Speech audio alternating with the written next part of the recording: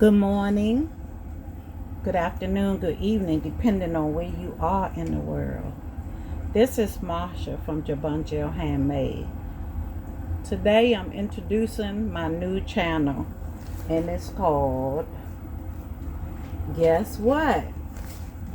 And in these stories that I will be telling from time to time will be featuring Black inventors, Black people who have done things that have been untold, the untold stories of brilliant minds behind the space race are brought to light, discovered their contributions, and overlooked mathematicians, engineers, and scientists who played critical roles in America's journey to the moon. And a particular story that inspired me to speak about Black inventors, creators, people who done spectacular things, and their stories have gone untold. And I think it's very important for everyone to hear and know and acknowledge and give thanks and be grateful for these people that had done these spectacular, brilliant things. So let's get started. Our first story will be about Hidden Figures. I don't know if you ever heard of it before, but it's the true story of 4 Black women and the space run. The space run was a global rivalry, highlights the intense competition between the U.S. and the USSR during the Cold War. The race to whoever's going to get to space, first. Okay, so pray all is doing well, and welcome to my new channel, Guess What? So today our story is an illustrated story by Lori Friedman. Let's get started.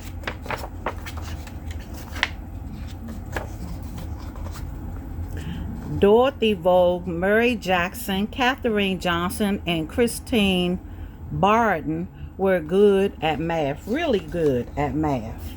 In 1943, the United States was at war. War II. Dorothy Vogue and wanted to serve her country by working for the National Advisory Committee for Astronautics, the government agency that designed aeronautics, excuse me, y'all. Having the best airplanes will help Americans win the war.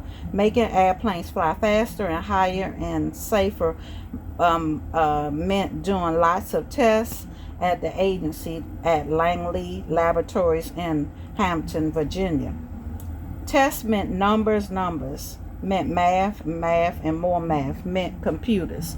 Today we think of computers as machines, but in the 1940s, computers were actually people like Dorothy, Murray, Catherine, and Christine, which were 4 Black women who was very good at their job at doing math. They were great mathematicians, and their story has, haven't really been told, and it has been unheard of for a long time. So I am here to bring all this to the forefront, and this is a beautiful thing.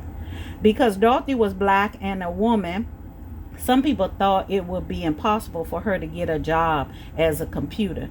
She lived in Virginia, and southern states where laws segregated or kept apart Black people and white people.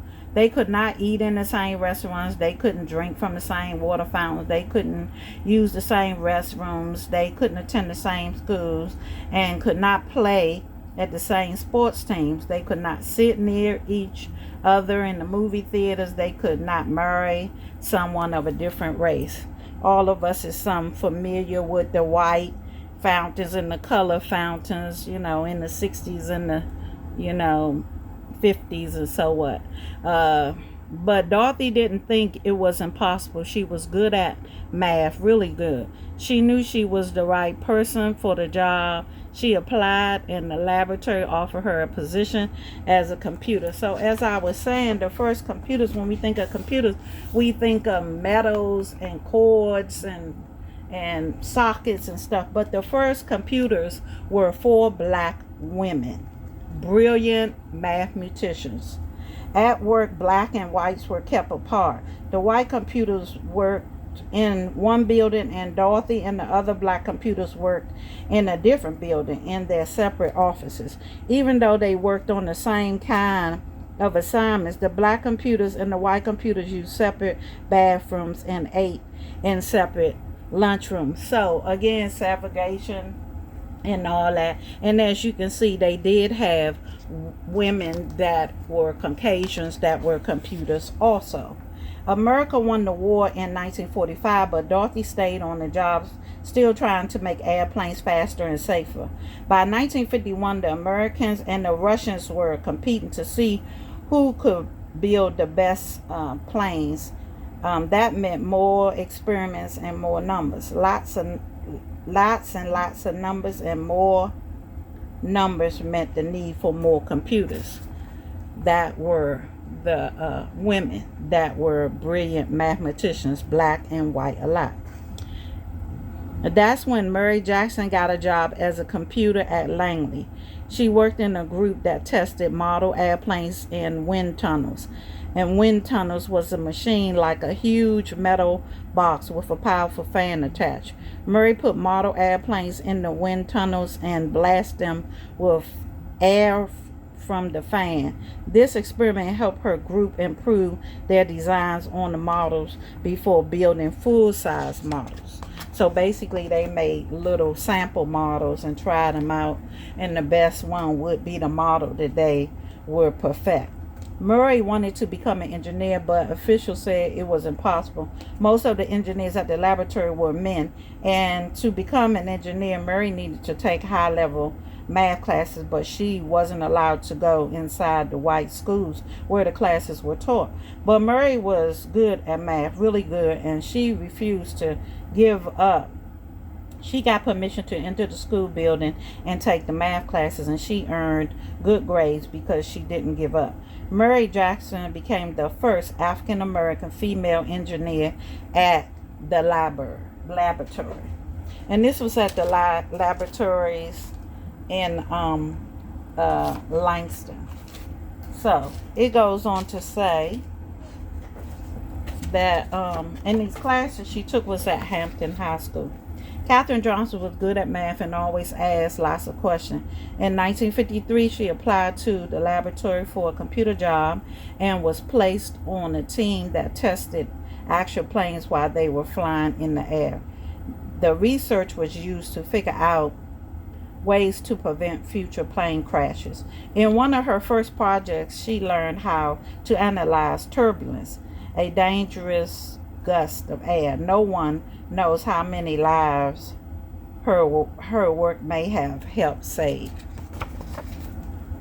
Catherine wanted to help the group prepare the research reports, so she asked if she could go to the meetings with the other experts on her team. Her boss told her it was impossible. Women are allowed to attend meetings, he said, but Catherine knew she was good at math and anyone else may be better. So she asked him again and again and again. Catherine asked her boss so many times that he finally invited her to a meeting. Catherine was good at math, really good, and because she fought to be treated the same as the men, she became the first woman in her group to sign her name to one of the group reports, which her colleagues used to take the credit, have her write the reports and do the work, and he would put his name on these reports, and he took the credit for a very long time. But as you know, at the end, Catherine finally got credit for her work. In 1950, the Langley Laboratory bought a machine computer that could do math faster than the human computers. At first, these machines made mistakes. Dorothy learned how to program the machine so that they got the right answer. She taught the women in her group how to program the computers too. And at that time, she had a lot of friends, black women that were mathematicians and very good at math too, and they didn't want to hire them. And she said if they didn't hire them, she would leave. So that's how she brought 36 more black women on the team as computers. In 1957, Russia launched a satellite known as Sputnik into orbit around the Earth. The United States started building satellites to explore space too. For years, the laboratories had used math to design airplanes. Now it would need math to create spaceships as well. The government decided to change the agency name from the National Advisory Committee for Astronauts to the National Astronautic and Space Administrator, NASA.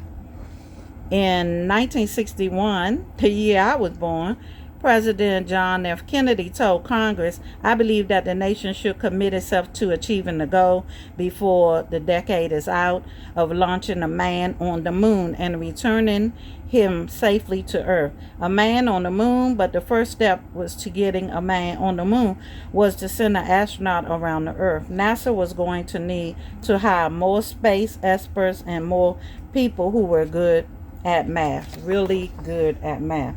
The people at the laboratory had worked together from morning to night to figure out how to send astronaut John Glenn into space and bring him back home to Earth safely. Katherine Johnson knew he could use math to help. "Tell me where you want his spaceship to land and I'll tell you where to launch it," Katherine told her boss. Katherine helped calculate the trajectories or pathways that rocket travels through space. She had to plan Glenn's exact route from taking off in Florida to splash down into the Atlantic Ocean. There was no room for error. And to add to this story, John Glenn didn't accept anyone but her answers. He wanted her and only her because he knew she was the one that was going to get him there and back safely. After all, this was this man's life. So I pray that this has inspired someone and this has opened the eyes of some of us that are good in math and, engineering, and to know that anything you want, you can have. You have to pursue. You have to put in the work and you can have anything you want. So I thought that the story Hidden Figures, which I fell in love with it when I seen it on TV, and I thought it was a wonderful thing that they have now made it into a book for young folks to read. And I had gotten this for my granddaughter, and I wanted to share this story with my YouTube family because it's extraordinary. We are extraordinary people, and I just wanted to express this today, and I hope this inspires and open the eyes of young ladies and young men alike. Remember, love someone, hug someone, and most of all, be there for someone. Bye.